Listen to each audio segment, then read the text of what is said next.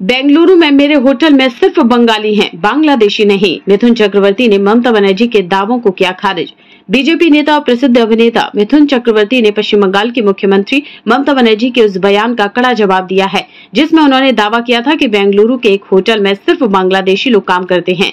मिथुन चक्रवर्ती ने साफ तौर पर कहा है कि जिस होटल की ममता बनर्जी बात कर रही हैं, वह होटल उनका है और वहां केवल बंगाली कर्मचारी काम करते हैं, न कि कोई बांग्लादेशी।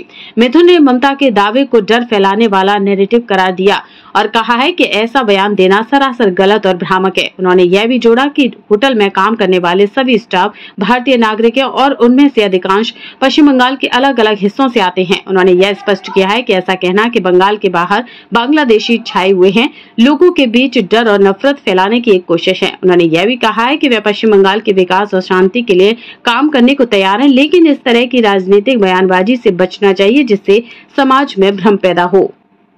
যারা বেছে বেছে এখানে এসেছে সেই বেছে বেছেদের তুলে ফেলে দেওয়া হবে। পশ্চিমবঙ্গে বেশি প্রবলেম, ওই জন্যই এত চেঁচামেচি হচ্ছে এখানে। আর জানেন যে বেছে বেছে যারা এসেছেন বেছে বেছে তুলে দিলে এই সরকার মানে 70টা সিটও পাবে না।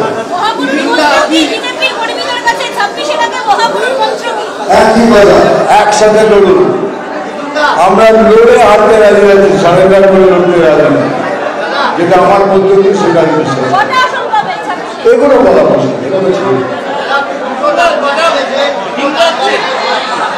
দুটো নাম বাদ দিয়েছি,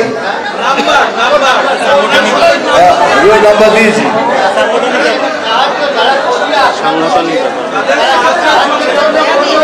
এটা সাংগঠনিক কথা, আমাদের সংগঠনের মধ্যে থাকতে দিন। দুটো নাম্বার দিয়েছি, তারা বুঝে গেছে কি করতে হবে।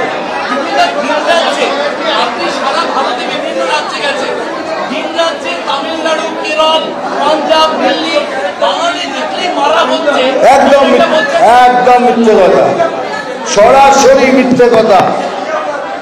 কোন বাঙালিদের মারা হচ্ছে সেটা বলুন। বাঙালিদের মারা হচ্ছে, কোন বাঙালিদের মারা হচ্ছে? তালিকারি সমগ্র মানে ঝগড়া লাগিয়ে উস্কানি লাগিয়ে ব্যাস ভোটটা কোনো পার হয়ে গিয়ে দিও।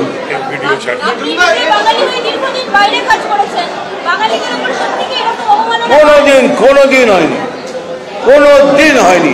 আমার সাথে ক্যারিয়ার ওয়াইজ প্রবলেম হতে পারে যে আমি বড় স্টার হয়ে গেছি, আমাকে নামানো, সেটা অন্য ব্যাপার। কিন্তু বাঙালি হয়ে আমাকে কেউ এরকম ভাবে এ করে।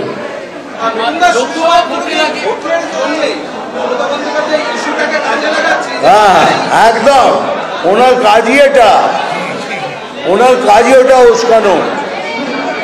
সব জিনিসে উস্কে দাও, কোনো একটা কাজে লেগে যাবে। লোকসভা ভোটের আগে আমরা দেখেছিলাম আপনি বিভিন্ন প্রার্থী মানে আপনি প্রচারে গিয়েছিলেন, একটা করে র্যালি, একটা করে মঞ্চ। বিধানসভা ওয়াইজ এই যে সাংগঠনিক বৈঠক, আপনি কতগুলো বৈঠক করার? আমি সব জায়গায় যেতে রাজি আছি। শেষ হয়ে গেলে আমার একটা রাউন্ড শেষ করবো, যে কাজ আমাকে দেওয়া হতো সেটা আমি করবো।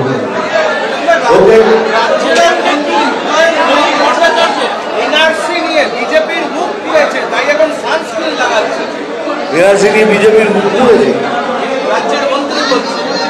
রাজ্যের মন্ত্রী তো অনেক কথাই বলবে, মুখ পুড়েছে কি মুখ জ্বলছে দেখবেন, বুঝতে পারবেন কিছু।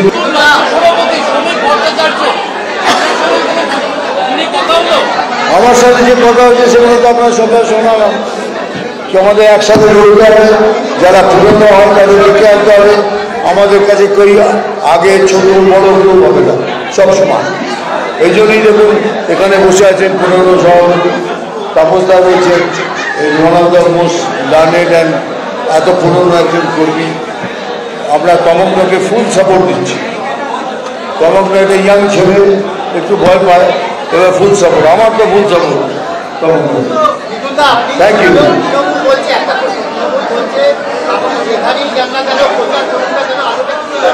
ও তো ঠিক আছে, যে হোক না, তো ওদের এত কষ্ট করে।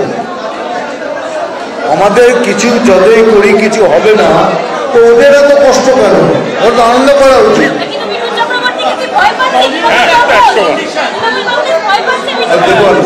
আমি ওসব বলবো না, আমি খালি বলতে চাই আমি যেখানেই যাই কিছু হবে না, তো ওরা এত কষ্ট পাচ্ছে, ওদের তো আনন্দ করা উচিত।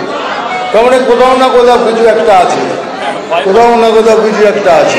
पूरे दिन भर क्या किया, कभी कांग्रेस, कभी बीजेपी, कभी टीएमसी, दिन भर लगा रहता है भैया। हाँ, न्यूज देखते देखते इस समय आ गया भाई साहब, अपना व्यापार खड़ा करना है, अपने बिजनेस को बड़ा करना है। चालू करिए अपने कपड़े का व्यापार, हमारे साथ में कंपनी वेट कर रही है इतना सारा आइटम लेकर के। अभी का भी कॉल करिए।